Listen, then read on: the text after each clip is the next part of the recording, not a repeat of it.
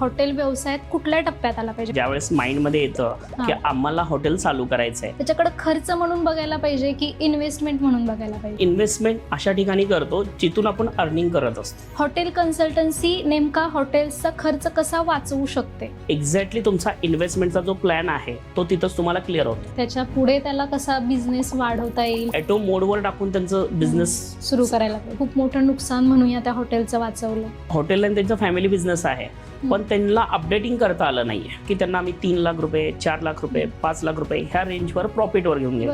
Kitchen layout हे जर चुकीचं असेल, ह्या गोष्टी प्रॉपर झाल्यानंतर पुढे तुम्हाला त्रास होत नाहीये. जागा माझी आहे म्हणून हॉटेल चालू करणं हे पहिली गोष्ट गोड चूक आहे. आणि आम्ही लगेच म्हणत नाही की आज आम्ही आलो आणि तुमचा एका महिन्यात बिझनेस ग्रोथ होईल.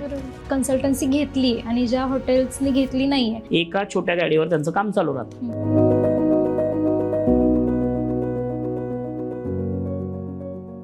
भारतात सध्या 2 गोष्टींचं किंवा आपण असं म्हणूया की 2 व्यवसायांचं फॅड आलंय.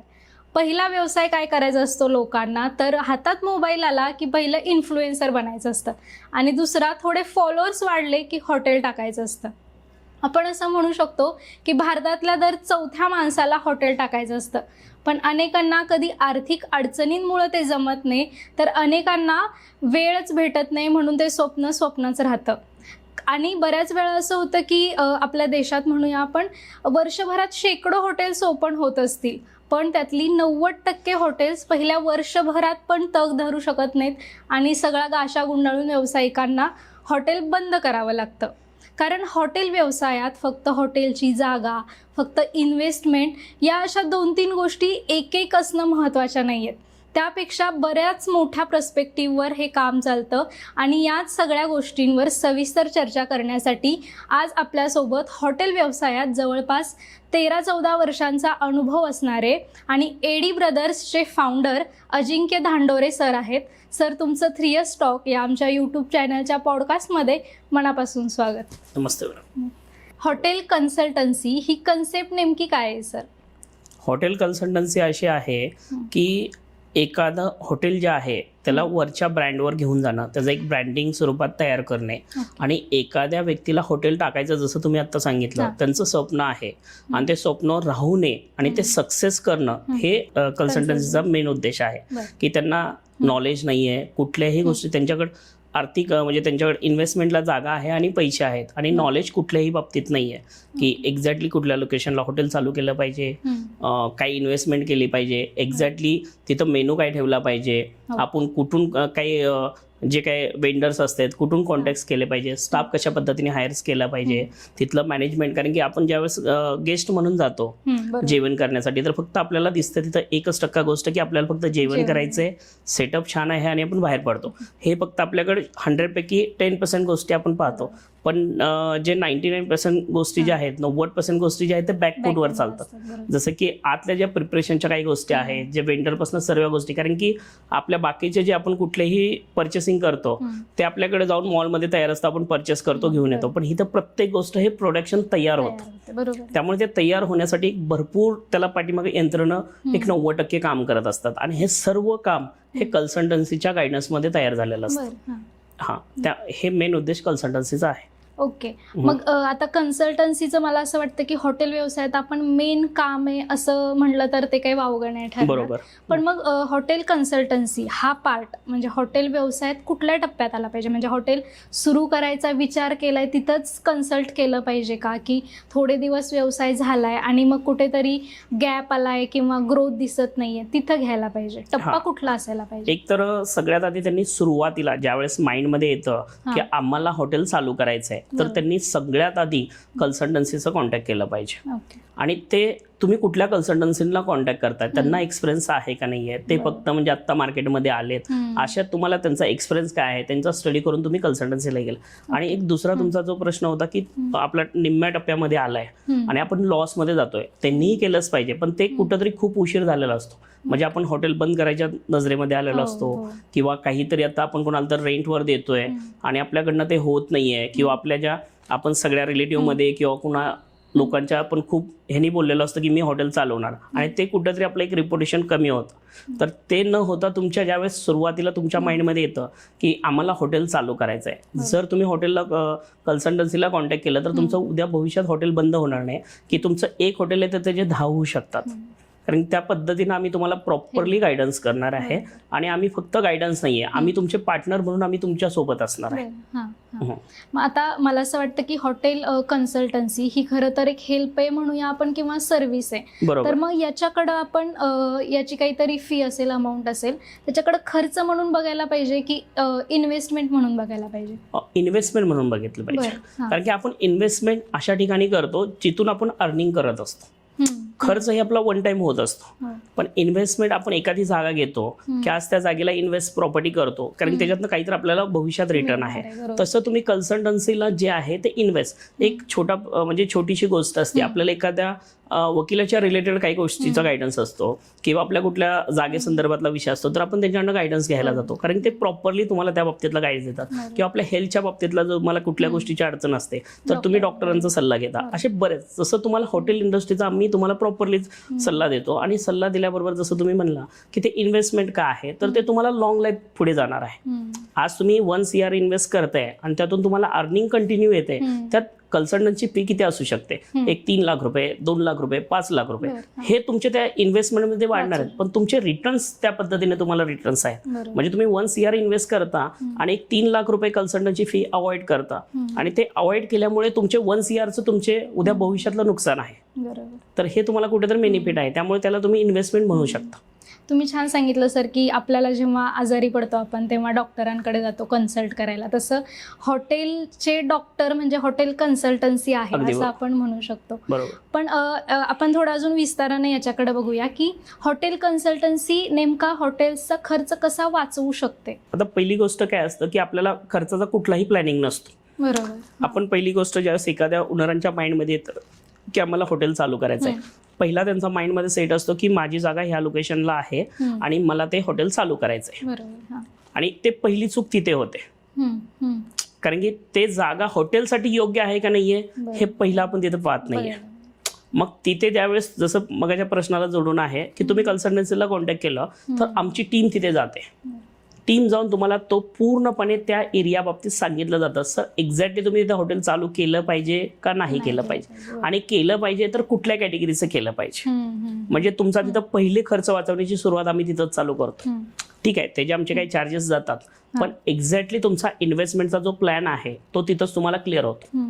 त्यानंतर आम्ही त्यांना सेकंड सजेस्ट करतो की सर आपण इंटेरियर डिझायनर, सिव्हिल इंजिनियर ह्या सर्वांची आपण एक प्लॅन करूया. आणि त्यानंतर आम्ही त्यांच्याशी डिस्कशन करतो की तुमचा इन्व्हेस्टमेंट कॉस्ट प्लॅनिंग काय आहे, तुम्ही एक्झॅक्टली किती इन्व्हेस्ट करणार आहात. एक 10 लाख रुपये इन्व्हेस्ट करताय, 30 लाख इन्व्हेस्ट करताय, 1 CR इन्व्हेस्ट करताय, 2 CR इन्व्हेस्ट करताय. मग त्यानुसार आम्ही त्यांना एक काही प्लॅन्स देतो की ह्या प्रॉपर्टीमध्ये तुम्ही 2 CR इन्व्हेस्ट केले तर ते तुम्ही बँकेत ठेवले तर तुम्हाला एवढे रिटर्न्स आहेत, पण तुम्ही ह्या प्रॉपर्टीमध्ये 10 लाखच इन्व्हेस्ट करा, कारण तुम्हाला रिटर्न्स इथून खूप येणार नाही आहे.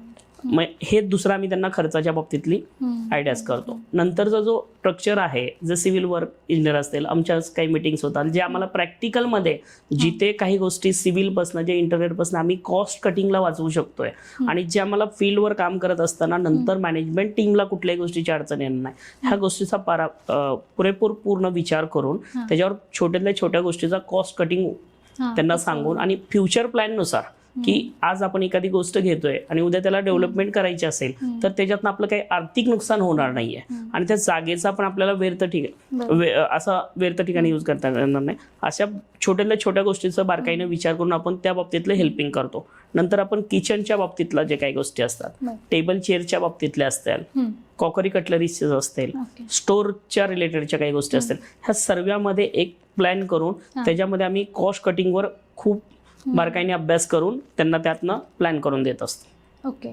म्हणजे फक्त तुम्ही असं नाही की एखादं हॉटेल आता डबघाईला आलाय तर त्यालाच वाचवताय, ते वाचलं जाऊन त्याच्या पुढे त्याला कसा बिझनेस वाढवता येईल हे पण तुम्ही तुमच्या कामातून सांगता म्हणजे हो बरोबर. आता जस्ट आम्ही आता एक 2-3 प्रॉपर्टी तरी करतोयच की बरेच अशा प्रॉपर्टी आहेत की ते 30 वर्ष 25 वर्ष झाले हॉटेल इंडस्ट्रीमध्ये आहेत, सेकंड थर्ड पिढीपर्यंत त्यांचं ह्या इंडस्ट्रीमध्ये काम करतात. पण काळानुसार काही गोष्टी अपडेट झाल्या पाहिजेत, काही गोष्टीच्या करेक्शन पाहिजेत. फूड क्वालिटी खूप छान आहे पण त्याबरोबर काही तिथल्या अँबियन्सच्या बाबतीत असतील किंवा तिथला ग्राउंडचं मॅनेजमेंट बाबतीत असतील, त्यांच्याकडनं त्यांचा ब्रँडच्या स्वरूपात काम होत नाहीये. म्हणजे त्यांच्याकडे फूड क्वालिटी खूप छान आहे पण ब्रँडच्या स्वरूपात जो काम व्हायला पाहिजे, जे त्यांनी ॲटो मोडवर टाकून त्यांचं बिझनेस सुरू करायला पाहिजे, तर ह्या गोष्टी काही जणांच्या होत नाहीयेत. आणि त्यांचा तो फूड क्वालिटी असून सुद्धा बिझनेस बंद पडतो कारण की त्यांच्याकडं त्यांची एक मानसिकता झालेली असते, ह्या बिझनेसमध्ये माणसं खूप लागतात, आम्ही एकटेच आहोत, आम्ही 2 बिझनेस तर करू शकत नाहीये, त्यामुळे ते या बिझनेस कडनं. आणि हॉटेल बिझनेस हा कष्टाचा बिझनेस आहे, कंटिन्यू काम करावं लागतं, त्याबरोबर फॅमिलीला अवॉइड करावं लागतं, बऱ्याच गोष्टी इग्नोराइज कराव्या लागतात. मग त्यामुळे तो व्यक्ती माइंड सेट करतो की एकाच प्रॉपर्टीवर थांबायचं किंवा हेच बंद करायचं, आता आपलं खूप काम करून कंटाळा आलाय. असे बऱ्याच जणांची हॉटेलही बंद पडतात आमच्या आतापर्यंत नजरेत आल्या. तर त्यावेळेस कन्सल्टन्सी त्यांच्यासोबत ज्यावेळेस टाईप होते, आमची कंपनी त्यांच्यासोबत टाईप होते, एक पार्टनरशिप म्हणून आम्ही त्यांच्यासोबत जातो, तर त्यांना आम्ही ते ॲटो मोडवर जाण्यासाठी त्यांचा जो आर्थिक म्हणजे जो मेंटली त्रास आहे तो कुठेतरी आम्ही कमी करतो, त्याला एक प्लॅनमध्ये आणून देतो. आणि त्यांचा बिझनेस आज एक आहे तर त्या हॉटेलचे 3-4 आउटलेट कसे करता येईल आणि ते स्मूथवर कसं घेता येईल. आणि तो त्यांचं जे मेंटॅलिटी टॉर्चर होतं की फॅमिलीला टाइम देणं होत नाहीये, आपण तिथे डिस्टर्ब राहतोय, तर ह्या सगळ्या गोष्टी आम्ही त्यांना बऱ्यापैकी सपोर्टिंग करतो. सर खरं तर तुम्ही ॲक्च्युली एक ॲनालिसिसच दिलं आहे की आपण बघतो आपल्या गावात हॉटेल असतं एखादं. मला आता आठवतंय आमच्या लहानपणी गावात एक हॉटेल होतं, जे हॉटेल पण तितकंच आहे, बिझनेस पण तितकंच आहे, त्याची ग्रोथ नाही होऊ शकली. मग हे त्याचं ॲनालिसिसच आहे की अशी खूप हॉटेल्स असतात जी आहे तशीच राहतात ना, त्याच्या काही नफा होत असतो ना ती बंद पडतात, म्हणजे फक्त चालतायत म्हणून चालू असतात. हो 100%. आता तुम्ही इतका तुमचा अनुभव आहे 13 वर्षांचा, आत्ता रिसेंट किंवा आधीची अशी काही आपल्याला उदाहरणं सांगता येतील का, किंवा तुमचे प्रोजेक्ट असे काही की ज्याच्यामुळे आपण खूप मोठं नुकसान म्हणूया त्या हॉटेलचं वाचवलं? असे बरेच हॉटेल आहेत. आता जेणून एका हॉटेलबद्दल आपल्याला बोलता येत नाही, जसं आता तुम्हाला मी थोडक्यात सांगितलंय की असे एक 2-3 हॉटेल आहेत की त्यांच्याकडं ते आमच्याकडे आलेत म्हणून त्यांनी हॉटेल नाही, त्यांचा पुरेपूर म्हणजे एक त्यांची फॅमिली बिझनेस आहे, तो हॉटेल आणि त्यांचा फॅमिली बिझनेस आहे, पण त्यांना अपडेटिंग करता आलं नाहीये.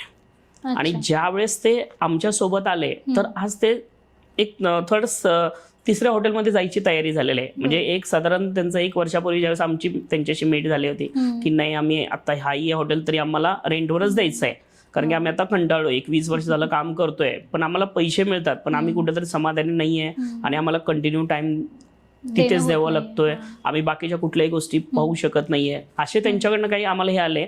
आणि ज्यावेळेस आम्ही त्यांच्या सोबत गेलो त्यांना काही गोष्टीमध्ये त्यांनी पण आमच्या गोष्टी एक्सेप्ट केल्या. आता काय होतं, एखादा न्यू ओनर असेल तर तो लगेच आमच्या गोष्टी एक्सेप्ट करतो, पण ज्यांना पहिल्यापासून सवय लागलेल्या आहे त्यांच्या कुठेतरी सवयी चेंज करणं हे आमच्यासाठी चॅलेंजेस पार्ट असतं. एक्सेप्टन्सलाच टाइम लागतो. हो, कारण की काय होतं की आता एक यंग जनरेशन जो 25 वगैरे त्यांचे जे चिरंजीव असतात ते आमच्या काही गोष्टी एक्सेप्ट करतात, पण वडिलांना त्या गोष्टी एक्सेप्ट होत नाहीयेत कारण की त्यांनी 10-20 वर्ष त्या सिस्टीमनी गेलेले असतात. आता तो त्यांना शेवटी कुठलाही व्यक्ती चुकीचा नसतो, तो टाइम पिरियडचा पार्ट असतो. मग त्यावेळेस आम्ही त्यांना सांगतो, काही जण एक्सेप्ट ज्यावेळेस करतात तर त्यावेळेस त्यांना 1-1.5 वर्षानंतर त्या गोष्टी जाणवतात. तर आता बरेच ओनर असे आहेत की त्यांचं एक आउटलेट होतं, आता ते दुसऱ्या आउटलेटवर इंटरेस्टिंग आहेत. आणि असे कितीतरी ओनर आहेत जे आम्ही त्यांच्यासोबत जे पार्टनरशिपला टाईप करतोय, जे आम्ही पूर्ण मॅनेजमेंटला प्रॉपर्टी घेतोय, त्या प्रॉपर्टीमध्ये ओनरांना आम्ही टाइम द्यायची गरज लागत नाहीये. आम्ही त्यांना सांगतो तुम्ही 2 तास हॉटेलला प्रॉपरली द्या आणि जे काम आम्ही सांगतो त्याच्यावर प्रॉपर काम करा. तर 2 तास हॉटेलला तुम्ही प्रॉपर द्या आणि जे आम्ही शेड्यूल देतोय त्या शेड्यूलवर तुम्ही काम करा. ते शेड्यूल जर तुम्ही काम केलं तर तुम्हाला कंटिन्यू हॉटेलवर टाइम द्यायची गरज नाही, त्याच्याबरोबर तुम्ही अजून साईड बिझनेस करू शकता. आणि मॅम जसं आता आपण प्रश्न विचारला त्याच्या रिलेटेड अजून एक तुम्हाला मी प्रश्न म्हणजे एक सांगू शकतोय आन्सर, की आमच्याकडे एक सोलापूरमध्ये एक युनिट होतं, ते साधारण एक 6 महिने 8 महिने होत आले त्यांनी प्रॉपर्टी चालू केली होती. त्यानंतर त्यांनी आम्हाला ज्यावेळेस कॉन्टॅक्ट केलं तर त्यांची अपेक्षा होती की सर मी दर महिन्याला एक 3 लाख रुपये 4 लाख रुपये जवळचे टाकतोय, मला पैसे कमवायचे नाहीयेत पण माझे जवळचे जे पैसे टाकतोय ते बंद झाले पाहिजे. तर आज त्यांच्यासोबत आपण 1 वर्ष होत आलं काम करतोय. आज त्यांचे ते पैसे आपण त्याच्यावर आम्हाला थोडा टाइम गेला, म्हणजे आम्ही काही लगेच उद्या गेलो आणि चेंज झाला असं नाहीये. 1-2 महिने आम्ही त्याच्यावर काम केलं की एक्झॅक्टली आपल्या टीमची चूक कुठं होते, आपण वेंडर कुठून घेतोय, आपण तिथलं मिसमॅनेजमेंट काय होतंय, आपल्या लिकेज पॉईंट काय आहेत. कारण की हॉटेल इंडस्ट्रीमध्ये चोरी ह्या त्या गोष्टी बऱ्याच गोष्टी चालतात, ओनर ग्राउंडवर नसतात, त्यामुळे ह्या गोष्टी चालत राहतात. ह्या सगळ्यावर आमच्या टीमनी आम्ही 1-2 महिने प्रॉपरली लेवलला काम केलं. हळूहळू त्यांचा जो 3 लाख त्यांच्यातून 3 ते 4 लाख रुपये ते दर महिन्याला टाकत होते ते आम्ही 1.5-2 लाखावर आणले. परत आत्ता स्टेटवर असं आहे की त्यांना आम्ही 3 लाख रुपये, 4 लाख रुपये, 5 लाख रुपये ह्या रेंजवर प्रॉफिटवर घेऊन गेलो. म्हणजे हे 1 वर्षाचा पेस आहे. त्यामुळे ते समाधानी आहेत आणि आता त्यांनी रूम प्रॉपर्टीसाठी इन्व्हेस्ट करायला तयार आहेत. की ते आम्हाला म्हणतात, त्या केसमध्ये असं होतं की बघा सर, नाही तर आपल्याला रेंटवर देता आले तर रेंटवर देऊया. पण आता ते असे म्हणतात की तुम्ही सांगा, आपण तिथे इन्व्हेस्ट करू आणि आपण दोघं मिळून काम करायला तयार आहे. म्हणजे हे आता 1 वर्षातलं रिसेंटली उदाहरण आहे. आता इन्व्हेस्टमेंटचा मुद्दा निघालाच आहे, तर मी याला जोडून एक प्रश्न विचारते की एखाद्याला इन्व्हेस्ट करायचं आहे हॉटेल बिझनेसमध्ये, त्याच्याकडं आपण उदाहरण म्हणून 1-2 कोटी आहेत असं हे करूया, तर त्याने कुठल्या हॉटेल मॉडेलमध्ये इन्व्हेस्ट करायला पाहिजे सुरुवातीला? हॉटेल इंडस्ट्री अशी आहे की त्याच्यामध्ये तुमच्याकडे 5 लाख रुपये असले तर तुम्ही हॉटेल चालू करू शकता आणि 3 CR असले काही 10 CR असले तरी हॉटेल चालू करू शकता. म्हणजे हॉटेलला इन्व्हेस्टला लिमिट नाही, अमाऊंटची लिमिट नाही, कितीही तुम्ही इन्व्हेस्ट करू शकता. पण तुमची कॅटेगरी त्याच्यावर डिपेंड होते तुमच्या हॉटेलची. कारण की एक छोटं आपलं कॅन्टीन असतं, रोडला धाबा असतो, एक रेस्टॉरंट असते, फाईन डाईन असतात आणि रिसॉर्ट, हॉटेल असे बरेच कॅटेगरी वाईज येते. पण ज्या ओनरांनी समजून चाललं की तुम्ही जसं प्रश्न विचारला की 2 CR त्यांची इन्व्हेस्टमेंट करायची आहे, तर त्यांना टाइम द्यायचा नाही. आता इंडस्ट्रीमध्ये एक 3-4 प्रकारचे ओनर आहेत. काही ओनरांची मानसिकता असते की मला पैसे पण टाकायचे आहेत आणि माझ्याकडे टाइम आहे, मी हॉटेलला थांबणार आहे. तर त्या ओनरांना बऱ्यापैकी आम्ही रेस्टॉरंट सजेस्ट करतो की तुम्हाला ग्राउंडवर पाहून ज्या गोष्टी तुम्ही स्वतः परचेस करू शकता, तुमचं लक्ष राहू शकतं, या गोष्टीवर तुम्ही करू शकता. जर तिथे लोकेशन ही चांगलं असेल, त्यांनी एखादं कामाला लोकेशन सजेस्ट केलं, सर आमच्याकडे हे जागा पण आहे किंवा हे आमच्या पार्टनरशिप मधली जागा आहे, तर त्या प्रॉपर्टीचा आम्ही सर्वे करून आम्ही त्यांना सजेस्ट करतो की रेस्टॉरंट विथ रूम प्रॉपर्टीमध्ये आपण जाऊ शकतो. आणि रूम प्रॉपर्टीमध्ये गेल्यानंतर ज्यावेळेस तुम्ही आमची कन्सल्टन्सी नंतर आमच्यासोबत मॅनेजमेंट टाईप केलं किंवा अदर कुणाला तुम्ही मॅनेजमेंट टाईप दिलं, तर तिथली सिस्टीम चांगल्या पद्धतीने लागली, तर तुम्हाला ग्राउंडवर न थांबता तुम्ही ॲटो मोडवर टाकून तुम्ही ह्यातनं अर्निंग घेऊ शकता. म्हणजे त्या ओनरांकडे पैसे टाकायची आहे आणि टाइम नाहीये, तर त्यांनी शक्यतो आम्ही रूम प्रॉपर्टी, रिसॉर्ट ह्या कन्सेप्टवर जाण्याचं सजेस्ट करतो. आणि जर ते ग्राउंडवर लक्ष देणार असतील, त्यांना थांबायला टाइम असेल किंवा त्यांच्याकडे फॅमिली कोण व्यक्ती आहेत जे बघू शकतात, तर त्यांना आम्ही रेस्टॉरंट, कॅफे ह्या कन्सेप्टवर जाण्याचं सजेस्ट करतो. ओके सर, आता माझा पुढचा प्रश्न असा आहे, म्हणजे हॉटेलमध्ये किचन लेआउट हे जर चुकीचं असेल तर त्याच्यामुळे काय नुकसान होऊ शकतं? किचन लेआउट जर चुकीचं असेल तर अख्ख्या हॉटेलचं नुकसान होतं मॅडम. हां, कारण की हॉटेल इंडस्ट्रीमध्ये सगळ्यात जो आपण किचनमधून जे आपल्याला एखादी कुठली गोष्टीची क्रिकेट खेळत असेल किंवा काही करत असेल तर एक बॅकफूट आपल्याला जागा पाहिजे असते, ते आपल्याकडे किचन असतं. कारण की आपण बाहेरून एक 200 लोकांची आज पार्टी असते, बँकेट हॉल चालू असतो, रेस्टॉरंट चालू असतं आणि हे सर्व गोष्टी हे किचन मधून शक्य असतात. कारण की जसं तुम्हाला मी मग सांगितलं, तुम्ही ॲज अ गेस्ट म्हणून कुठे गेला तर तुम्ही जेवण किती छान आहे बघताय, पण आतमध्ये तिथे गॅस संपलाय, तिथे काय प्रॉब्लेम आहे. किंवा आपलं एक छोटंसं उदाहरण आहे, आपल्या घरामध्ये ज्यावेळेस किचनमध्ये जर आपल्याकडे मटेरियल अवेलेबल नसेल तर घरातली स्त्री सुद्धा सगळी चिडचिड करते आणि घरातलं सगळं माहोल खराब होऊन जातो. तसंच जो किचनचा जो आहे की तो व्यक्ती काम करत असतो, तो फ्री माइंडनी काम करू शकला पाहिजे. कारण की त्याला तिथं सर्व भट्ट्या चालू होतात, तो हीटमध्ये काम करतो, त्याचा माइंड शांत राहिला पाहिजे, तो सगळ्या लोकांना उत्तर देत असतो. त्यामुळे जर तुमचं किचन लेआउट प्रॉपरली प्लॅनिंगशीर ठरलं की त्याला भट्टी कुठल्या साईडला पाहिजे, पाणी घेण्यासाठी कुठल्या साईडला पाहिजे, वास्तूचा तर विचार केलाच पाहिजे. त्याच्याबरोबर त्याचं प्रॅक्टिकल काम करताना त्याला सोपं कसं जाईल, की तो लेपला त्यांनी ज्यावेळेस हात घेतो तर त्याला काय घेता आलं पाहिजे, राईटवर गेला तर त्याला पाणी घेण्यासाठी सोपं आहे का, मसाला टेबल जागेवर आहे का, अशा खूप छोट्या गोष्टी आहेत ते आपण अवॉइड करतो. पण त्यानंतर काय होतं, किचन लेआउट प्लॅनिंग चुकल्यामुळे नंतर पुढे चालून आपलं रेस्टॉरंट खूप छान झालेलं असतं, रेस्टॉरंटमध्ये क्राऊड चांगला असतो, पण किचन प्लॅन चुकल्यामुळे तिथे हीटमुळे चांगला स्टाफ टिकत नाहीये. कारण की स्टाफ नाही टिकला तर तुमची फूड क्वालिटी चांगली जाऊ शकत नाहीये, किचन हायजिनिक मेंटेन राहू शकत नाहीये, प्रॉपरली सर्व्हिस ज्या पद्धतीने जायला पाहिजे ते तुमची जाऊ शकत नाही आणि हळूहळू तो परिणाम तुमच्या गेस्टवर व्हायला चालू होतो. कारण तुमच्याकडे जो चांगला सेफ होता तो तुमच्या किचन प्लॅनमुळे डिस्टर्बमुळे तो सोडून जातो. तुम्ही कुठला तरी एखादा ज्याच्यामध्ये एक्सपिरियन्स नाहीये तो तिथं तुम्ही सेफ चालू करता, तो काम चलाव होतो, पण तो गेस्टला आज फूड ज्या पद्धतीने क्वालिटी पाहिजे होतं ते मिळत नाहीये. ते न मिळाल्यामुळे नेक्स्टला तो गेस्ट तुमच्याकडे येत नाहीये. तुमचा रेस्टॉरंट जो तुमचा फुलफिल वाढायला पाहिजे तो कुठेतरी कमी होत जातो. त्यामुळे तो किचन लेआउट प्लॅनिंग खूप गरजेचं आहे आणि त्यासाठीच एक्सपिरियन्स कन्सल्टन्सी तुमच्या सोबत असेल, तुमच्याकडे ऍडवाइस वाले चांगले असतील जे की तुम्हाला नंतर, कारण की किचन लेआउट एक तयार ज्यावेळेस आपल्याला पूर्ण होतं, आपण वास्तूचा विचार करतो, प्रॅक्टिकल कामाचा विचार करतो, ह्या गोष्टी प्रॉपर झाल्यानंतर पुढे तुम्हाला त्रास होत नाहीये. आता आपण हॉटेलची सुरुवात कशी करायची, म्हणजे इन्व्हेस्टमेंट बघितलं, त्यानंतर दुसरा महत्त्वाचा मुद्दा असतो किचन, ते बघितलं. आता हॉटेलमध्ये गेल्यावर किंवा रेस्टॉरंटमध्ये गेल्यावर आपल्याला पाहिजे असतं जेवण, हा तिसरा महत्त्वाचा मुद्दा असतो त्याच्यात. बरोबर. आणि त्याच्यात येतं मेनू कार्ड. आता बऱ्याच हॉटेलमध्ये गेल्यावर ग्राहक म्हणून आपण जेव्हा जातो तेव्हा बऱ्याच वेळा असं असतं की मेनू कार्ड खूप मोठं आहे, त्याच्यात खूप सगळे मेनू दिलेले आहेत, सगळे कोर्सेस दिलेले आहेत, पण खूप गोष्टी त्याच्यातल्या मिसिंग असतात. म्हणजे ऑर्डर केलं की असं असतं की नाही हे आता अवेलेबल नाहीये वगैरे. तर हे मेनू मॅनेजमेंट कसं करायला पाहिजे किंवा काय त्याच्यात असलं पाहिजे, काय नसलं पाहिजे? हा, मग आता ते एक्झॅक्टली तिथल्या टीम मॅनेजमेंटचा पार्ट आहे. कन्सल्टन्सी विथ टीम मॅनेजमेंट जे काम करते की तुम्ही कुठल्या एरियामध्ये हॉटेल चालू केलंय, त्या सेटिंग एरिया किती आणि किचन किती आहे.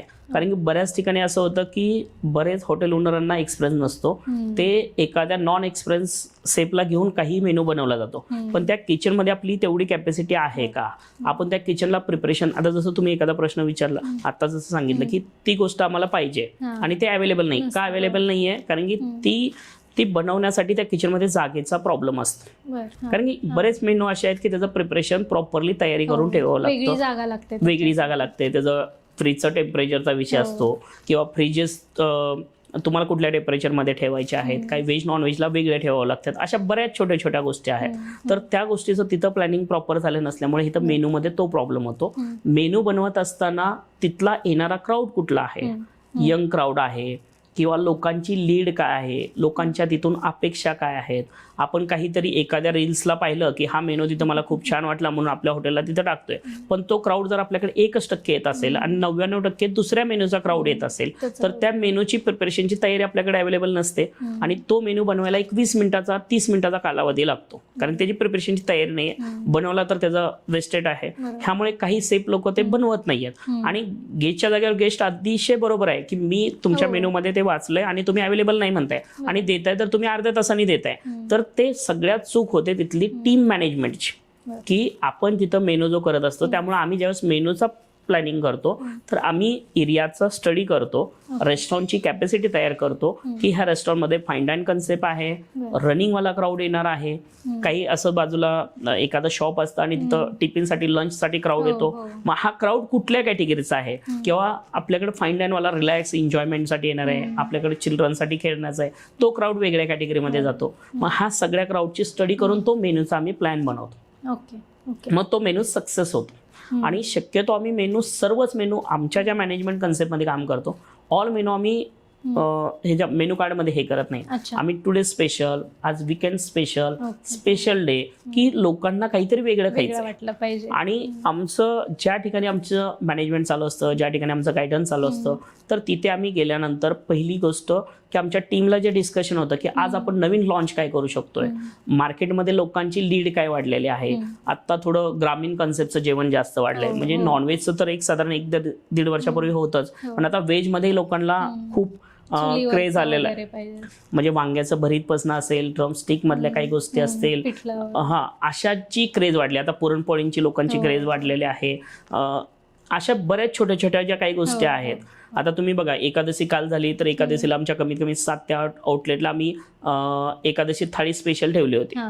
म्हणजे हे पहिलं लोकांना फक्त एकादशीला म्हणजे साबुदाणा आणि साबुदाणा वडा हे माइंड सेट होतं, पण आता वेगळे वेगळे आहेत. लोकांनी युट्यूबवर बघून ह्या गोष्टी बघून अपेक्षा वाढलेल्या आहेत. मग जसं आमचंही काम आहे, आम्ही सेवा देण्याचं काम करतोय, तर आमच्या इंडस्ट्रीमध्ये आम्ही मेनू काय लॉन्च केला पाहिजे हे आम्ही वारंवार आमच्या टीम सोबत डिस्कशन केलं पाहिजे आणि त्यांना ते गाईड्स केलं पाहिजे.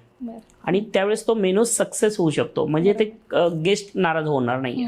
कन्सल्टन्सी हा किती महत्त्वाचा मुद्दा आहे हे आपल्याला आपण म्हणजे या चर्चेतून हेच करतोय. पण तुम्हाला अनुभव आलेला असं एखादं उदाहरण आहे का, किंवा असा एखादा प्रोजेक्ट की जिकडे कन्सल्टन्सी नसल्यामुळं खूप मोठी चूक झाली किंवा खूप नुकसान झालं, असं काही सांगता येईल का? तर थोड्या वेळापूर्वी तुम्हाला जे प्रॉपर्टी सांगितली ना, मग त्यांचा तेच विषय ना की त्यांनी डायरेक्ट स्वतः हॉटेल चालू केले. पण असंही नाही की त्यांची हॉटेल पहिल्यांदा आहे, त्यांनी बार लाईन बरेच वर्ष चालवलेत, रेस्टॉरंट मध्ये फर्स्ट टाइम झाले होते, पण त्यांनी 6 महिने हॉटेल चालवून सुद्धा त्यांचा हा प्रॉब्लेम फेस त्यांना करायला लागला.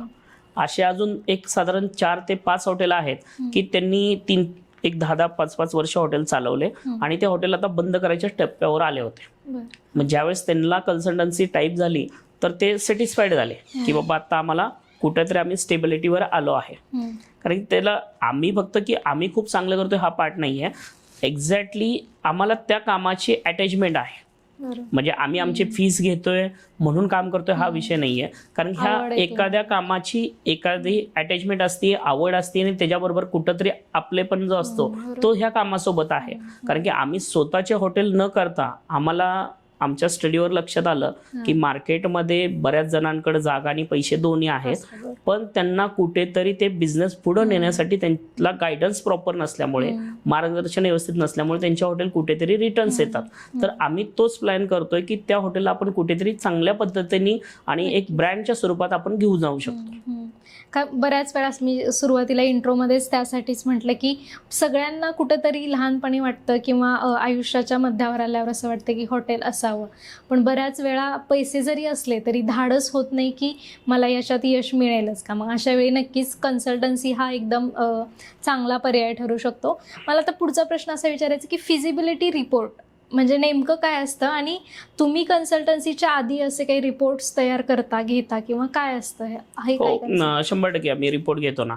म्हणजे ज्यावेळेस एखादी प्रॉपर्टी जरी चालू करायच्या आधीचा जर रिपोर्ट पाहिजे असेल तरी सुद्धा आम्ही तो एरिया सर्वे करण्यापासून त्याचा पूर्णपणे आम्ही त्याचा एक अनालिसिस प्रॉपरली, ज्यावेळेस आमची टीम तिथे जाते, तिथल्या एरियाच्या बाबतीतली माहिती घेते, तिथं एक्झॅक्टली मेनू आपण कुठल्या अँगलने केला पाहिजे, प्रॉपर्टी कशी केली पाहिजे, इंटेरियर लुक काय असलं पाहिजे, आजूबाजूला कॉम्पिटिशनला कोण आहे, किंवा लोकांची आता सध्याला असे 2-3 हॉटेल आहेत पण त्यांना काहीतरी वेगळे पण पाहिजे, तर मग ते आम्ही पूर्णपणे त्यांना सजेस्ट करतो की आपलं इंटेरियर ह्या थीम मध्ये झालं पाहिजे. लोकांना इथं थोडं लाईव्ह म्युझिकच्या अपेक्षात आहे, इथं यंग क्राऊड आहे, पबचा कन्सेप्ट आपण आणू शकतो. हे अशा काही ज्या हे आहेत हे सुरुवातीला आम्ही त्यांना त्या पद्धतीचा अॅनालिसिस काढून दिला जातो. मग त्यानंतर त्यांचं त्या सेकंड स्टेपला काम चालू होतं. म्हणजे थोडक्यात आतापर्यंतची हॉटेलची हिस्ट्री आणि पुढं विकासासाठी काय गरजेचं आहे त्याचा थोडक्यात आराखडा म्हणूया आपण फिजिबिलिटी रिपोर्ट. म्हणजे ओके, लोकेशन फायनल करण्यासाठी हॉटेलचं काय ॲस्पेक्ट असतात किंवा काय गोष्टी विचारात घेतल्या जातात लोकेशनच्या? लोकेशनचा आता जो तुम्हाला जो प्रश्न आता जे दिला त्याच्या संदर्भातच विषय होतो. कारण की लोकेशन बऱ्याच जणांना, जसं मगाशी तुम्हाला सांगितलं की जागा माझी आहे म्हणून हॉटेल चालू करणं हे पहिली गोष्ट गोडचूक आहे. कारण की बऱ्याच जणांचं एक माइंडसेट असतो की इथं माझा शॉप आहे आणि मला इथं हॉटेल चालूच करायचंय. मग ते बरोबर आहे का नाहीये, एक्झॅक्टली मी काय केलं पाहिजे, तिथं आजूबाजूचा क्राऊड कुठला आहे, तो माझ्याकडे येईल का नाहीये, मी सेकंडला आहे का थर्ड फ्लोअरवर आहे की ग्राउंडवर आहे, मला किचनला तेवढा फेस जागा पुरेल का नाहीये, की एखाद्याचा कॅफे चांगला चालतोय म्हणून मी कॅफे चालू केला पाहिजे का, असे आपल्याकडे बऱ्याच जणांचं उदाहरण लक्षात आलंच असेल. असे हा विषय असतो. तर आम्ही त्या गोष्टी कधीच त्यांना गडबड करत नाही. आम्ही फर्स्ट व्हिजिट घेतो, आम्हाला लोकेशन योग्य नाही वाटलं तरी सुद्धा आम्ही त्यांना क्लिअर सांगतो की सर ह्या लोकेशनला तुम्ही हॉटेल चालू करू नका, तुमच्यासाठी ती योग्य नाहीये. आता ठीक आहे, पुढे आमचंही नुकसान होतं कारण की जर त्यांनी हॉटेल चालू केलं तर आम्हाला आमचे चार्जेस मिळणार आहेत, पण आम्हाला आमचा फायदा मिळतोय म्हणून कुणाचं तरी नुकसान करायचं नाही. कारण की आमच्या बिझनेसचा आम्ही पहिल्यापासून तो प्रामाणिकपणा ठेवलेला आहे की ते जर लोकेशन योग्य नसेल हॉटेल लाईनसाठी किंवा त्या एरियामध्ये चालणारच नसेल तर आम्ही त्यांना क्लिअर सांगतो सर तुम्ही इथे इन्व्हेस्ट करू नका.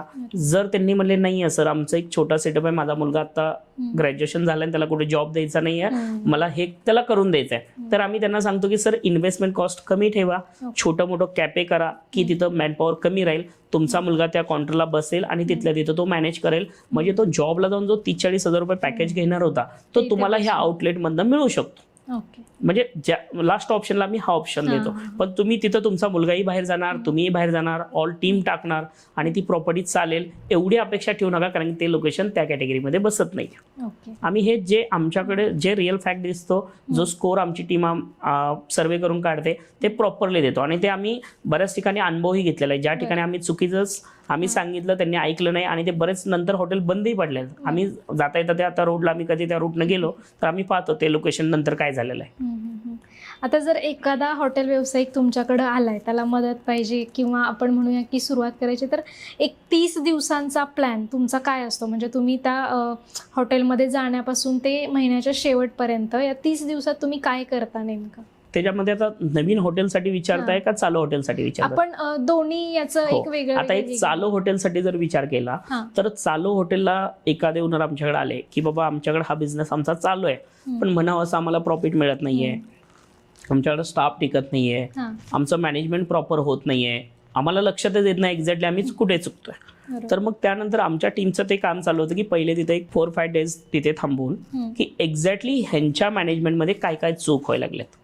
म्हणजे ह्यांच्याकडे वॉकिंग गेस्ट येत नाहीये, टुरिस्ट गेस्ट येत नाहीये, हे लोकेशन योग्य नाहीये, किंवा जर गेस्ट येत असेल तर सर्व्हिसमध्ये प्रॉब्लेम आहेत, फूड क्वालिटीमध्ये प्रॉब्लेम्स येतात, किंवा किचनमध्ये मिसमॅनेजमेंट आहे, किंवा ह्या सर्व गोष्टी चांगल्या आहेत पण तरी यांना प्रॉफिट राहत नाहीये. मग हे कुठून परचेसिंग करतात, त्या वेंडरमध्ये प्रॉब्लेम्स आहेत का, किंवा त्यांचे जे काही विश्वासू व्यक्ती म्हणून तिथं त्यांनी ठेवलेले आहेत तेच प्रॉपरली टीमवर काम करत नाहीये, ते प्रॉपर ठिकाणी परचेसिंग करत नाहीयेत का, ह्या सगळ्यावर आमची टीम त्या पद्धतीने काम चालू करते. आणि मग त्यातले एक पॉईंटवर आमचं काम चालू होतं. बाबा ठीक आहे, ते एखादी गोष्ट मार्केटमध्ये 10 रुपयाला मिळते पण हे 20 रुपयाला आणतात, म्हणजे ते परचेसिंग त्यांचं चुकीच्या ठिकाणी होतं, किंवा ते क्वालिटी ज्या पद्धतीची मिळायला पाहिजे की ती क्वालिटी तशी मिळत नाहीये, त्यामुळे ह्यांची फूड क्वालिटी बिघडते.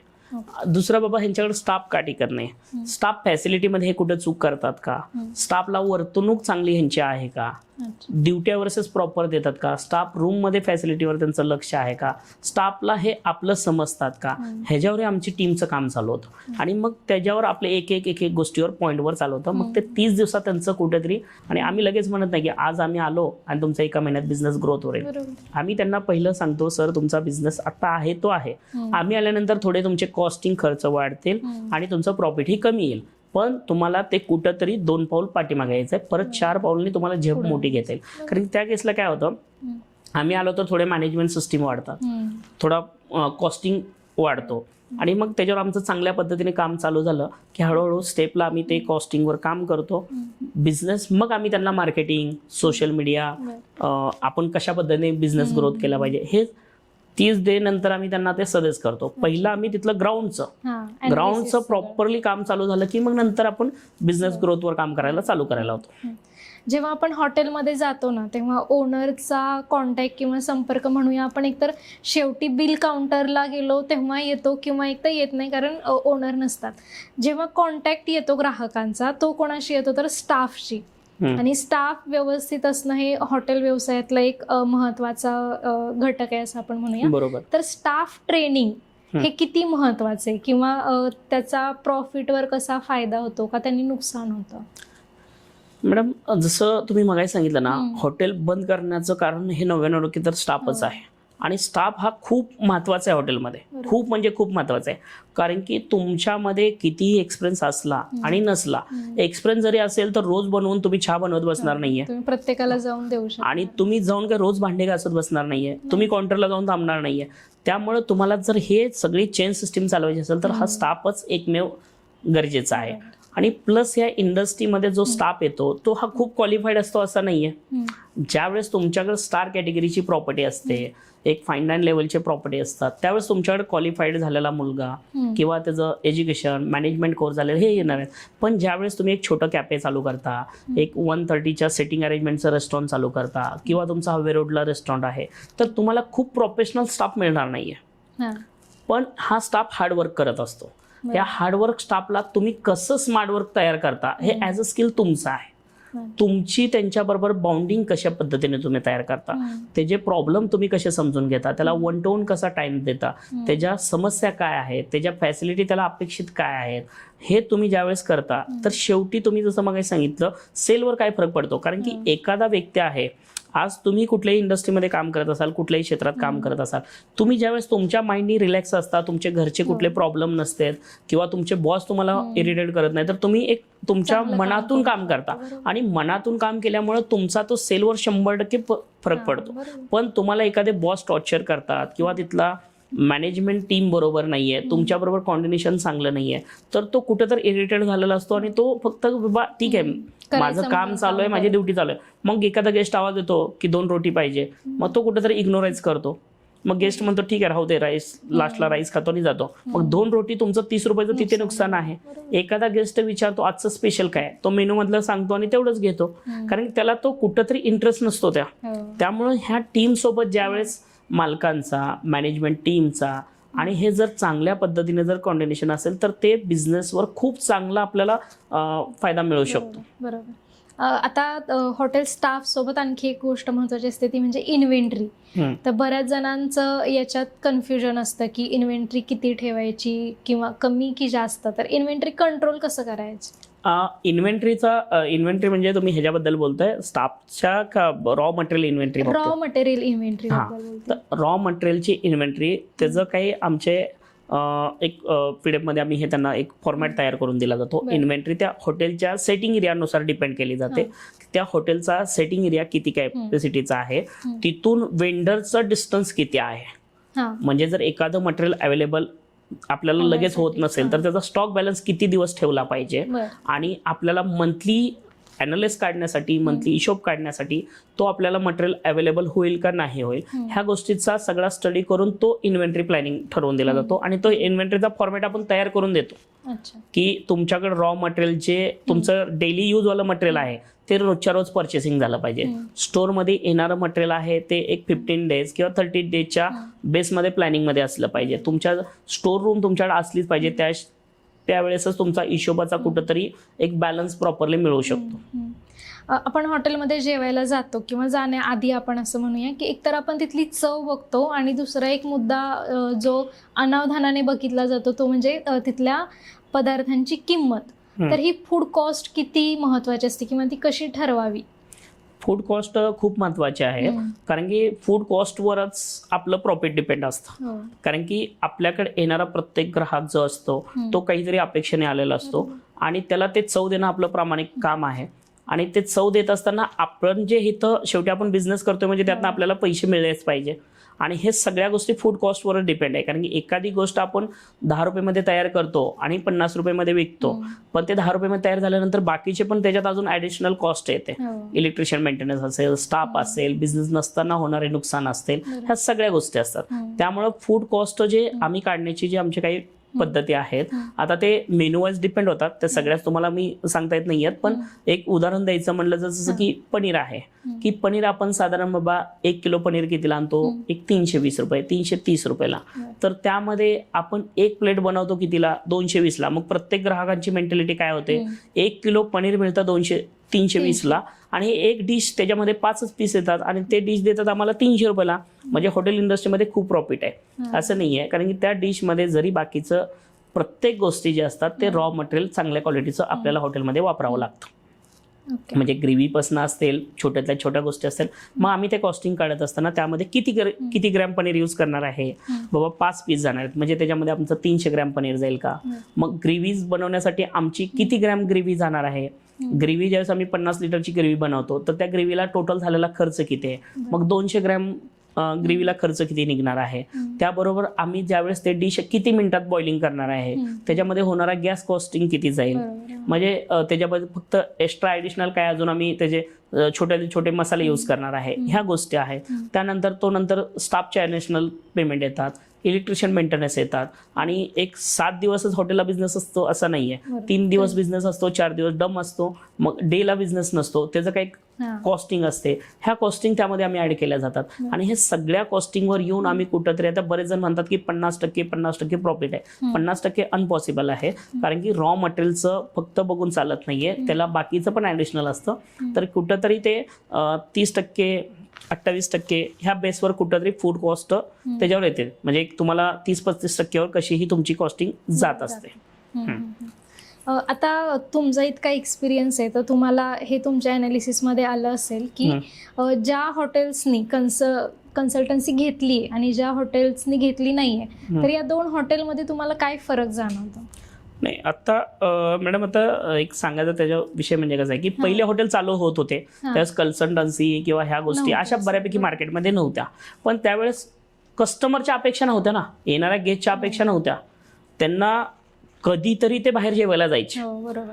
आज हे असं झालेलं आहे की एक फॅड आहे, कारण की आज गेस्टची अपेक्षा वाढलेली आहे की आम्हाला ॲम्बियन्स चांगला पाहिजे, आम्हाला रूम छानच पाहिजे, रेस्टॉरंट खूप छान पाहिजे, फूड क्वालिटीच पाहिजे, तिथं येणारा स्टाफ ड्रेस कोडवर पाहिजे, तिथलं हे पाहिजे. मग हे गेस्टची अपेक्षा वाढल्यामुळे जो ओनर आहे त्यांना त्या पद्धतीचं नॉलेज कमी पडत आहे की ज्या पद्धतीच्या मॅनेजमेंट टीम पाहिजे, ज्या पद्धतीची सर्व्हिस पाहिजे, आणि मग त्यामुळे त्यांना कन्सल्टन्सी गरजेची आहे. आणि जर तुम्हाला काळानुसार आपलं हॉटेल जर इम्प्रूव्हमेंटमध्ये आणायचं नसेल, जुन्या पद्धतीनेच हॉटेल चालवायचं असेल, तर तुम्ही हॉटेल चालवू शकता, बंद पडणार नाहीये, पण कुठेतरी त्या पद्धतीचं तुमचं अर्निंग येणार नाही, त्या पद्धतीचं तुमचं प्रॉफिट येणार नाहीये. त्यामुळे तुम्हाला जर कन्सल्टन्सी सोबत असेल तर ह्या सगळ्या गोष्टीला हेल्प करते ना. बरोबर. की तुमचं तिथलं इंटरनेट डिझायनिंग पासनं जे तुमच्या छोट्यातल्या छोट्या गोष्टी, एखाद्या मुलाचा ड्रेस किती इम्पॉर्टंट आहे, त्याचा शूज किती इम्पॉर्टंट आहे, त्याचा आय कॉन्टॅक्ट किती महत्वाचा आहे, तो गेस्ट आल्यानंतर त्याचं किती डिस्टन्सने ते उभा राहिला पाहिजे, त्याचं बोलण्याची पद्धत कशी असली पाहिजे, हे ज्यावेळेस तुमच्या असेल तर तुमची डिश जे तुम्ही 200 रुपयाला विकताय ते तुम्ही 400 रुपयाला देऊ शकता, कारण गेस्टला ते अपेक्षित आहे. त्यांना पैसे, आजच्या गेस्टला सर्व्हिस इम्पॉर्टंट आहे. आणि हे कन्सल्टन्सी सोबत असल्यानंतर ओनरांचा फायदा होतो. आणि जे घेत नाहीये त्यांचं फक्त ते ब्रँडिंग स्वरूपात काम होऊ शकत नाही, एका छोट्या गाडीवर त्यांचं काम चालू राहतं. आता असं ही माहिती ऐकली किंवा याच्या मागे किती घटक असतात हे ऐकलं की असं वाटतं की अरे बापरे, खूपच म्हणजे रिस्क पण आहे, तितका अभ्यास असणं गरजेचं आहे. तर मग हॉटेल ज्यांना सुरू करायचं आहे किंवा ज्यांच्या डोक्यात विचार आहे किंवा नाही, पण तर हॉटेल व्यवसाय सुरू करण्यासाठी कुणी सुरू केला पाहिजे, म्हणजे याचे जर काही आपल्याला 4-5 मुद्दे सांगता आले की यांनी हॉटेल सुरू करावं. आता त्याच्यामध्ये जसं मग तुम्हाला सांगितलं, त्याच्यात कॅटेगरी वाईज आहे.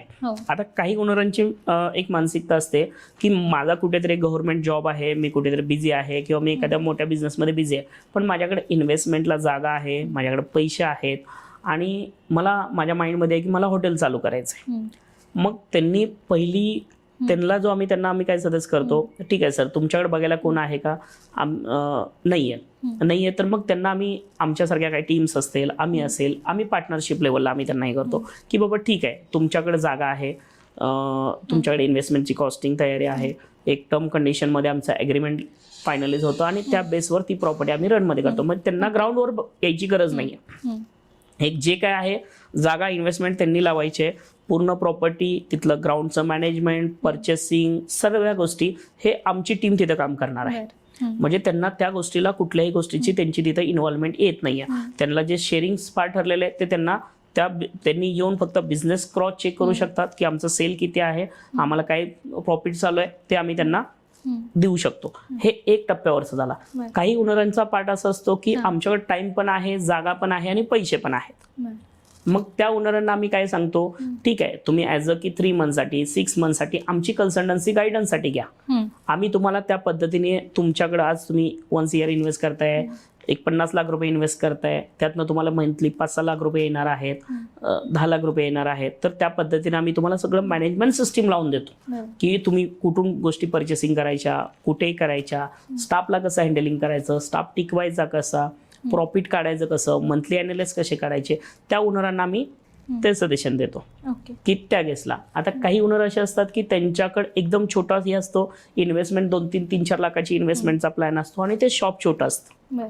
मग ती आता ते त्यांचे कसं असतं की कुठेतरी जॉबला जाण्यापेक्षा आपण स्वतः एखादा शॉप चालू करू. मग ते बरेच जण त्या आजच्या डेटमध्ये एक फॅड आलेला आहे की फ्रँचायझी मॉडेलवर कन्वर्ट होणं.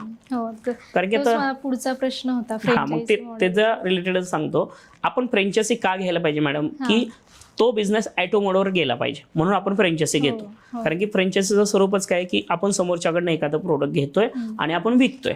पण आजच्या डेटमध्ये जेवढेही तुम्ही फ्रँचायझी बघा तिथं प्रत्येक ओनरांना गल्ल्यावर बसावं लागतं. मग तुम्ही एखाद्याला फ्रँचायझीला 10 लाख रुपये 20 लाख रुपये देताय, परत तुम्ही मंथली तिथून किती कमवताय, 20,000 रुपये 30,000 रुपये, आणि स्वतः तिथं ब्लॉक होत आहे. आता आम्हाला कधी कधी प्रश्न पडतो, तुम्ही फ्रँचायझी घेतली, फ्रँचायझी आता जसं तुम्ही मोठ्या ब्रँडची फ्रँचायझी घेता तर त्यांच्या ब्रँडवर ते हॉटेल चालतं आणि त्यावेळेस तुम्हाला तिथं ग्राउंडवर थांबावं लागत नाहीये, तुम्हाला ते अर्निंग येत राहते.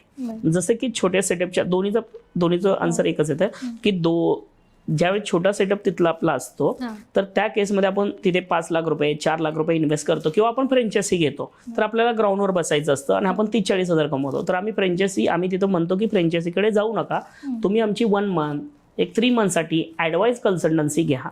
तुम्हाला आम्ही मेनू प्लॅनिंग, तिथलं SOP सेट, किचनचं स्ट्रक्चर, तुम्ही तिथं काय ठेवलं पाहिजे, कमी मॅनपॉवरमध्ये कसं चाललं पाहिजे. कारण तुम्ही कुठलंही फ्रँचायझी घेतली तर तुम्हाला मॅनपॉवर हा लागतोच. विदाउट मॅनपॉवर शिवाय काम तुमचं हॉटेल लाईनचं होत नाहीये. मग आम्ही तुम्हाला तिथं मॅनपॉवर कुठून हायर करायचा, त्यांना कसे ट्रेन करायचे आणि तो मॉडेल तुमचं स्मूथवर कसा चालेल आणि तुम्ही हॉटेलला एक सकाळचे 4 तास, संध्याकाळचे एक 9-10 तास तुम्ही तुमच्या फॅमिलीला टाइम देऊन तुम्ही तिथे एक मंथली बाबा 1 लाख रुपये कसे प्रॉफिट घेऊ शकता ते आम्ही मॉडेल त्यांना तयार करून देतो, जे कमी इन्व्हेस्टमेंटवाले ओनर आहेत आणि जे स्वतः ग्राउंडवर थांबणार आहेत आणि त्यांना आम्ही ह्या छोट्या गोष्टीवर काम करायला होतो. 10 रुपयाची गोष्ट कुठं मिळते आणि 2 रुपयाची गोष्ट कुठं मिळते, तुम्ही कुठून पर्चेसिंग केली पाहिजे. कारण तुमचा इन्व्हेस्टमेंट कमी आहे, तुम्हाला प्रॉफिट कमी येणार आहे, तर तुमचं काम जास्त तुम्हाला कुठे करायचं. आणि हे काय होतं, ज्यावेळेस ते फ्रँचायझी घेतात तर ते एक 6 महिने वर्षभर ह्याच्यावर काम करत नाहीयेत. ते थोडं एक आजच्या फॅडमुळे काय झालंय, सोशल मीडिया होतं, थोडं ॲडव्हर्टाईज होते, रील्स तयार होतात आणि ते फक्त गल्ल्यावर बसतात. 6 महिन्यात 1 वर्षानंतर मी पैसे तर लावलेत, मला 40,000 पण मिळत नाहीत, त्यापेक्षा मी जॉबला जाऊन 20,000 कमवत होतो. हे मेंटॅलिटी आली की कुठं तर ते मॉडेल बंद पडायला जातं. तर आम्ही त्यावेळेस तेच सांगतो की तुम्ही पहिल्यांदा छोटं मॉडेल जरी करत असाल तर 1 मंथसाठी सुद्धा तुम्ही जर कन्सल्टन्सी घेतली तर तुम्हाला त्याचं खूप चांगला पुढे फ्युचर प्लॅनिंग होतं. कारण तुम्हाला पर्चेसिंगपासून प्रॉफिटपासून मेन हॉटेलचा उद्देश आहे की तुम्हाला खर्च वाचवणे आणि प्रॉफिट कमवणे. कारण गेस्टला तर तुम्हाला चांगली क्वालिटी द्यावीच लागणार आहे, त्यात तुम्ही कुठेही कॉम्प्रोमाइज करू शकत नाही. पण ते क्वालिटीमध्ये तुम्हाला कॉम्प्रोमाइज करता येणार नाही. पर्चेसिंग कुठून करायची आणि ते चांगल्या पद्धतीने क्वालिटी कशी देता येईल ह्याच्यावर तुम्हाला काम करावं लागतं. सर, हॉटेल, कॅफे आणि रेस्टॉरंट, एक तर पहिला आपण याच्यातला फरक काय असतो ते समजून सांगूया. हॉटेल जे आहे हे पहिलं, हॉटेल हे आपलं म्हणजे पूर्ण तिथं रेस्टॉरंट पण अवेलेबल येतं, राहण्याची सोय येते, स्विमिंग येतं, हे सर्व गोष्टी ज्यावेळेस एकत्र येतात त्यावेळेस त्याला आपण हॉटेल बोललं जातो. आणि फक्त रेस्टॉरंट की तिथे जेवण आहे, राहण्याची कुठलीही सोय नाहीये, तो फक्त व्यक्ती जेवण करू शकतो. आणि ज्यावेळेस आपण कॅफेमध्ये जातो तर कॅफेमध्ये जसं की आता कॅपेचिनो आहे, कॉफीज आयटम्स आहेत, कॉन्टी मधले काय आयटम्स आहेत, पण तिथं आपल्याला जेवण नाही भेटत. म्हणजे एक लाईटली कॅफे स्वरूप असं होतं की त्याची आपली एरिया पण आपल्याला कमी लागतो, इन्व्हेस्टमेंट कॉस्ट कमी लागते आणि तो क्राऊड थोडा वेगळा असतो. रेस्टॉरंटमध्ये कसं आहे की ऑल फॅमिली जनरल क्राऊड हा लंच डिनर ह्यासाठी येत असतो.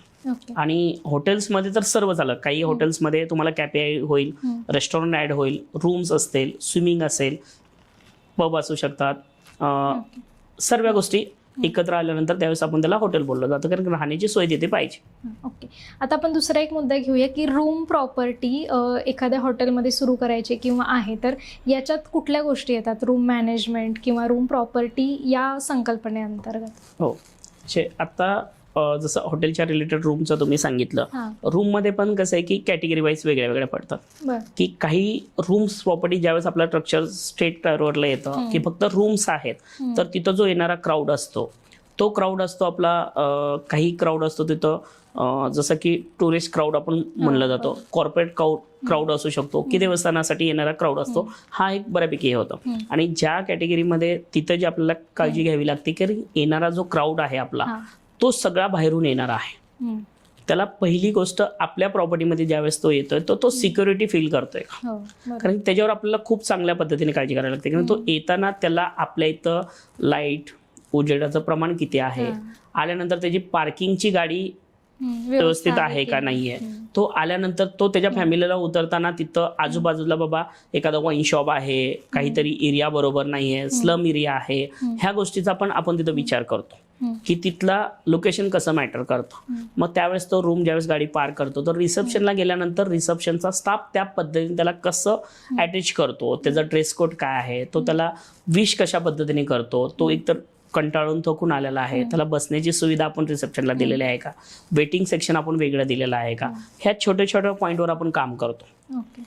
मग ते छोटे त्यानंतर त्याला ज्यावेळेस त्याला आपण की देतो तर तो आतमध्ये गेल्यानंतर त्याला त्या सगळ्या सुखसुविधा तिथं सॅटिस्फाईड वाटतात का नाही, जाताना लिफ्टचा आवाज येतोय का, तिथे स्मेल कशा पद्धती स्मोकिंगचा स्मेल येत असेल, किंवा एखाद्या तिथं ड्रिंक करणारा गेस्ट तिथून चाललाय तर तो फॅमिलीला कुठेतरी अनसिक्युरिटी होते.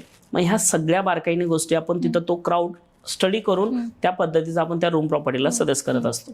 आणि त्याच्या रिलेटेड म्हणजे जो आता दुसरा क्राऊड असतो तो रिसॉर्टवर जाणारा असतो. म्हणजे रिसॉर्टवर जाणारा जो क्राऊड आहे तो कुठेतरी 3 day 4 days हा विकेंडसाठी गेलेला असतो. आता तिथे काही ड्रिंक्सही होतात, एन्जॉयमेंट क्राऊड होतो, हा सगळा होतो. आता त्या क्राऊडला कसं आहे की तुमचं असं पॅक रूम नको असते, थोडं ओपन पाहिजे असतं, थोडं लॉन्स पाहिजे असतात, किंवा अशा काही अम्युनिटीज पाहिजे असतात, विला टाईप पाहिजे असतो, किंवा त्यांना बाहेर खेळताना असं काहीतरी वेगळं त्यांचे रील्स त्या पद्धतीने निघावे. तर मग तो जर आम्हाला तो क्राऊड पाहिजे असेल तर आम्ही तो एरिया सजेस्ट करतो. ओनरांना आम्ही विचारतो की आपल्याला क्राऊड कुठला पाहिजे. तुमची इन्व्हेस्टमेंट ज्यावेळेस तुम्ही प्लॅन केलाय, तुमची जागा प्लॅन केलाय, तर आपल्याकडे हा 2 क्राऊड वेगळा वेगळा आहे. कारण की जो देवस्थानाला येतो, जो कॉर्पोरेट येतो, बिझनेससाठी येतो, तो फक्त स्टे करणार आहे, आज संध्याकाळी थांबणार आहे, सकाळी निघणार आहे. आणि जो रिसॉर्टला येतो, जो एन्जॉयमेंटसाठी येतो, जो की आज आपण महाबळेश्वरला जातो किंवा गोव्याला जातो, हा क्राऊड सगळा रिलॅक्स एन्जॉयमेंटसाठी क्राऊड आहे. मग त्या क्राऊडला आपण चांगले सुविधा काय देऊ शकतो, तिथं इनडोअर आउटडोअर गेममध्ये स्विमिंगच्या छोट्यातल्या छोट्या काही गोष्टी असतील, त्याला ब्रेकफास्ट, त्यांचं लंच डिनरपेक्षा ब्रेकफास्टची अपेक्षा असते. तिथं आपण म्युझिक काय पद्धतीने देऊ शकतोय, तिथलं हायजिनिंग किती चांगल्या पद्धतीने देऊ शकतोय, तिथेही लोकांना सिक्युरिटी खूप महत्वाची आहे. कारण की बॅचलर क्राऊड वेगळा असतो आणि फॅमिली कपल्स क्राऊड हा वेगळा असतो. त्यामुळं आपला टार्गेट कोण आहे, आपण कुणावर टार्गेट केलेलं आहे, त्यानुसार तिथला ॲम्बियन्स वगैरे आपण डिपेंड करतो. आजकाल आणखी एक प्रमाण खूप वाढलंय ते म्हणजे ऑनलाईन बुकिंगचं, किंवा कुठेही आपल्याला जायचं तर लगेचच आपण मोबाईलवर सर्च करतो आणि तिकडे हे करतो. तर ज्या हॉटेल्समध्ये या सुविधा आहेत तर त्यांनी त्या कशा मॅनेज केल्या पाहिजे, किंवा ज्यांना हे सुरू करायचंय तर त्यांनी पण यासाठी काय केलं पाहिजे? ओके, ऑनलाईन तर हे खूप गरजेचं आहे. कारण की आपली प्रॉपर्टी गुगलवर दिसणं किंवा कुठल्या ॲप्लिकेशनला दिसणं हे ऑनलाईन शिवाय तर आपली प्रॉपर्टी दिसू शकत नाही. कारण की आपण आपल्या 4 व्हीलरमध्ये बसलो की आपण कुठल्याही रूटला निघालो की आपण पहिल्यांदा चेक करतो की कुणाच्या रेटिंग्स किती आहेत आणि कुठली प्रॉपर्टी वरती दाखवली जाते. तर ऑनलाईनवर तर आपल्याला आपली प्रॉपर्टी ठेवावीच लागते. ठेवताबरोबर आपली तिथलं टीम मॅनेजमेंट कशा पद्धतीने काम करते, त्याच्यासाठी आमची एक चॅनल पार्टनर म्हणून आमची एक वेगळी टीम आहे जे ऑनलाईनवर प्रॉपरली काम करते. की ऑनलाईनच्या आपल्या प्रॉपर्टी वरती कशी दाखवता येईल, आपल्या रेटिंग्स चांगल्या कशा जाऊ शकतील.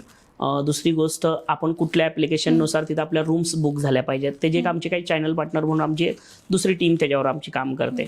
आणि त्याबरोबर आम्ही ग्राउंडवरच्या ओनरांनाही तिथं सजेस्ट करतो की बरेच जणांच्या जुन्या काही प्रॉपर्टी आहेत ते अजून ऑनलाईनवर म्हणा अशा ॲप्लिकेशन घेत नाही आहेत किंवा आपली प्रॉपर्टी त्या पद्धतीने दाखवत नाहीत. आम्ही त्यांना सजेस्ट करतो. आता त्याच्या काही गोष्टी पॉझिटिव्ह आहेत, काही निगेटिव्ह आहेत, आपण दोन्ही बाजूच्या बघितल्या पाहिजेत. एक पॉझिटिव्ह काय आहे की काळानुसार ऑनलाईनची गरज आहे तर 100% आहे. आपल्याला त्यातून आपली प्रॉपर्टी वरती आलीच पाहिजे. फक्त काय की त्यातून थोडं कमिशन जातं, म्हणावं असं आपल्याला प्रॉफिट कमी येतं. ज्यावेळेस आपण वॉकिंगला रूम्स देतो तर आपल्याला चांगले पैसे मिळतात. आणि ऑनलाईनवर गेल्यानंतर गेस्टकडचे तेवढे जातात, पण ओनरांना कुठंतरी पेमेंट पार्ट कमी येतो. पण बरेच ओनर त्याच्याकडे जात नाही आहेत. बरं ठीक आहे, तुम्ही त्याच्याकडे जात नसाल मग तुमचा बिझनेस कुठेतरी रिटर्न येणार आहे. त्याच्यासोबत जाऊन तुम्ही तिथल्या ग्राउंडवरची आमची जी टीम असते मॅनेजमेंटची, आम्ही तिथे ग्राउंडवर त्यांना तयार करतो की बाबा तुम्ही एखाद्या प्रॉपर्टीला आमच्या येत आहे, तिथं तो फ्रंट ऑफिसवाला त्या पद्धतीने त्याच्याशी बोलतोय, त्यांना आज टॉवेल नाही भेटला, गरम पाणी नाही भेटलं, किंवा एखाद्या रूममध्ये छोटंसं काहीतरी लिकेज होतं, ब्रेकफास्ट म्हणावा असं त्याला त्या पद्धतीनं भेटला नाहीये, तर तो जाताना त्याला कसं सॅटिस्फाईड करता येईल, त्याला आपल्याकडनं काही कॉम्प्लिमेंटरी देता येते का, डिस्काउंट काही देता येतात का, जेणेकरून आपल्या प्रॉपर्टीमध्ये तो रिव्ह्यूज बॅड पडणार नाहीयेत आणि तो नेक्स्ट टाइम आपल्याकडे कसा येऊ शकेल. आज तो मेकमॅट्रीच्या थ्रोनी आला होता, पण नंतर तुमच्या प्रॉपर्टीचं जे काही नाव असेल त्या नावानुसार तुम्ही कसं त्याला, मग ते तिथली ग्राउंडची टीम काम करू शकते ना. आणि ह्या ग्राउंडच्या टीम काम करायला त्यांना लीडर गायडन्स करणारे त्या पद्धतीने पाहिजेत. तर ती गोष्ट कुठंतरी तुमचं प्रॉपर्टीवर, आणि आमचं 100% त्याच्यावर काम असतं. आमच्या आता एक 10 ते 12 रूम प्रॉपर्टी आहेत जे आम्ही त्यांच्यासोबत मॅनेजमेंटला टाईप आहे. तर त्या प्रॉपर्टीत एकही प्रॉपर्टी अशी नाहीत की त्याच्या रेटिंग्स खाली येतात, कारण की आमची दुसरी जी टीम आहे त्याला डेली सगळ्या प्रॉपर्टीच्या रेटिंग चेक केल्या जातात.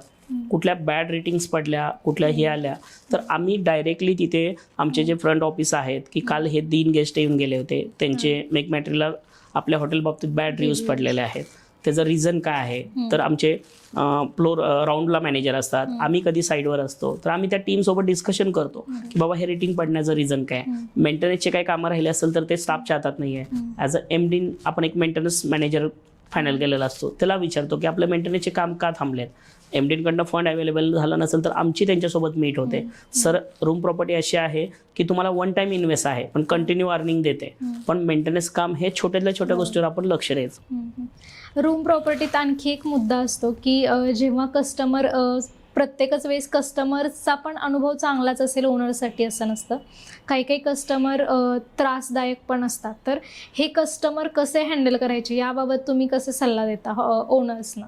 तुम्ही अतिशय चांगल्या विषयावर बोलला, कारण की आम्हाला ह्या गोष्टीचा बऱ्याच ठिकाणी अनुभव आलेला आहे की कस्टमर ही काही अरोगन्सी आहे, कस्टमरच्या त्या गोष्टी मेंटॅलिटी असतात.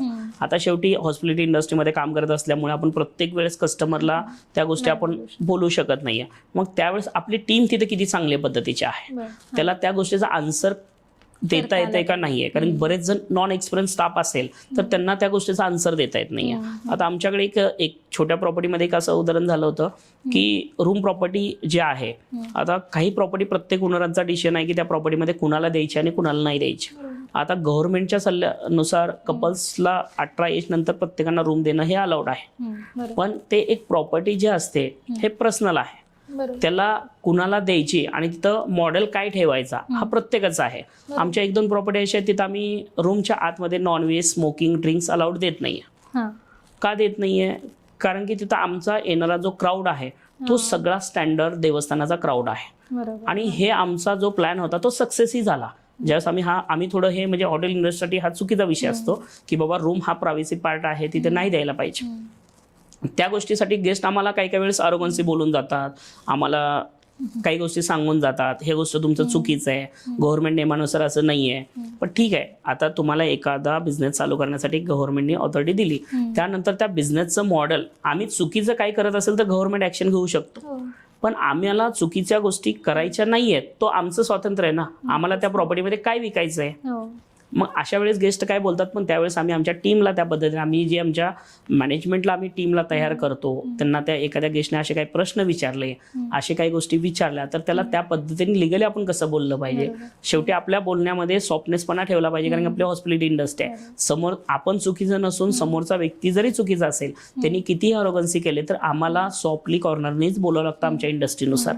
त्या लेवलला आम्ही ते आमच्या टीमला तसं सजेस्ट करतोही.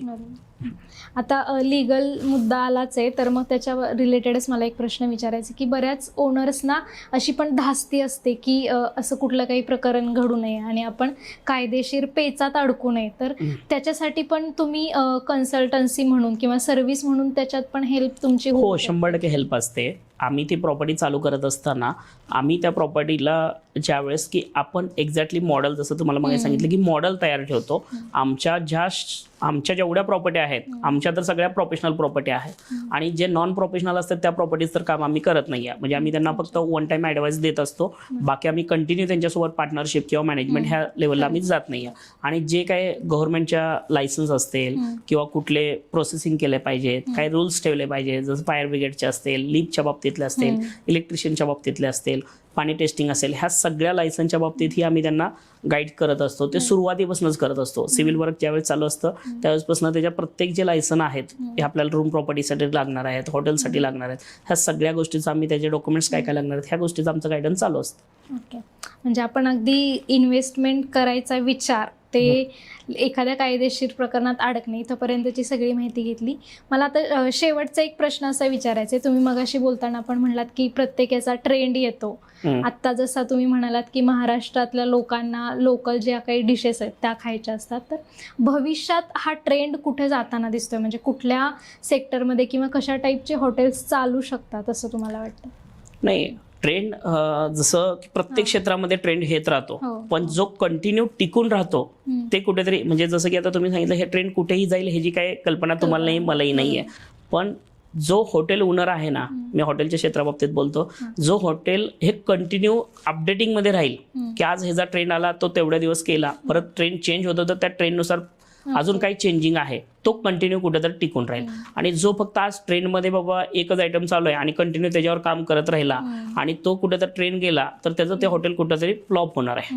कारण त्यांनी पण कंटिन्यू अपडेटिंग राहिलं पाहिजे, आमच्यासारख्यांचा ॲडवाईस घेतलं पाहिजे, खालच्या मॅनेजमेंट टीमला विश्वासात घेतलं पाहिजे, रोज येणाऱ्या ग्राहकांची अपेक्षा समजून घेतली पाहिजे. माझ्याकडे खूप छान मिळतंय पण ग्राहकांना ते पसंत होत नाहीये, तर त्याच्यात पण कुठेतरी अपडेट झाला पाहिजे, तर ते कुठेतरी मॅनेज होऊ शकतो. म्हणजे आपण असं म्हणू शकतो बदल हाच ट्रेंड आहे आणि 100% ते जमेल तो टिकेल 100%. कारण फक्त ट्रेंडवर आपण चालू शकणार नाहीये. नक्कीच सर. म्हणजे आपल्याला मेनू ठरवायला एक डिश ठरवायची असेल तर आपण 5-10 मिनटं घेतो, पण त्या एका डिसिजन मागे मी असं म्हणेन की 1-3 सेकंद लागत असतील तर मागे 300 डिसिजन्स घेतले जातात. आणि ते बऱ्यापैकी सरांनी विस्तारानं आपल्याला समजावून सांगितलंच आहे. तर तुम्हाला हॉटेल बिझनेसमध्ये यायचं आहे किंवा इच्छा आहे कधी, तर नक्कीच सरांची मदत आणि मार्गदर्शन तुम्हाला मोलाचं ठरू शकेल. सर, तुम्ही 3S टॉक या आमच्या यूट्यूब चॅनलवर आलात आणि तुमचं मार्गदर्शन केलं त्याबद्दल खूप खूप आभार. आणि तुम्हा सर्वांचे खूप आभार. जर तुमच्या काही कमेंट्स असतील तर त्या आम्हाला कमेंट बॉक्समध्ये लिहून नक्की पाठवा. आणि असेच नवीन नवीन पॉडकास्ट बघण्यासाठी 3S टॉक या आमच्या यूट्यूब चॅनलला सबस्क्राईब करायला विसरू नका. थँक्यू.